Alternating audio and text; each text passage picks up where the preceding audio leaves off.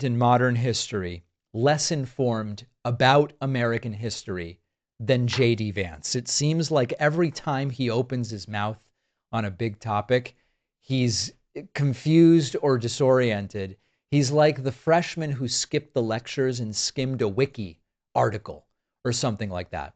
Yesterday, JD was interviewed on NBC News by Kristen Welker, and she asked him about Ukraine. And in the middle of his answer, Vance decides to give the audience a history lesson. The very humble and not at all condescending JD Vance says, I'm going to give the audience a history lesson. Unfortunately, it was the kind of history lesson that makes actual historians pound their heads on their desk or maybe their microphone.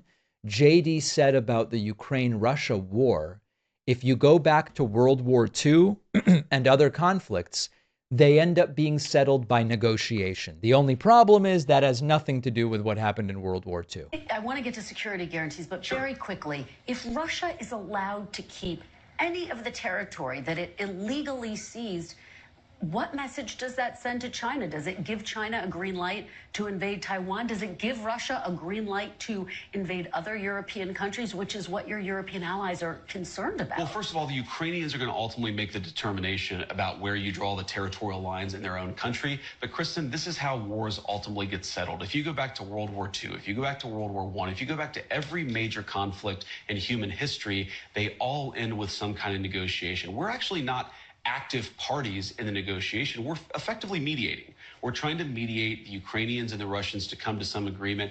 That is not how World War II ended. World War II ended with the surrender of Germany, not through negotiation. It simply didn't. Germany did not negotiate. They fought until the bitter end. They fought even when they knew that the war was lost. There were, post-war peace talks about terms and how will specific issues be handled. But the war did not end because of a negotiated settlement. And J.D. Vance has no idea what is going on. The Allies didn't sit down with Hitler's team or, Tojo's government in Japan and say, let's compromise. Let's figure out a compromise. They defeated them on the battlefield and forced them to surrender. And then later, after the fighting was over, they said, okay, now we're going to figure out some of the logistics. Who accepts what and how are we going to arrange this, that, the other thing. This is not an obscure detail. This is a core fact that Americans are taught about World War II. You don't have to be a history professor to know this. You have to have paid attention, I guess, when you were 11 or something like that. Vance was not done embarrassing himself, by the way. Kristen Welker asked, were you furious when you learned that Russia targeted an American company in Ukraine? And JD basically goes, oh, this is war. Just another one of these downplayings of Russia's belligerence. But was President Trump, were you enraged when you learned that Russia targeted an American company based in Ukraine? I don't was like that not it, a slap Kristen. in the face I to the don't. peace I don't process? like it, Kristen. But this is a war, and this is why we want to stop the killing.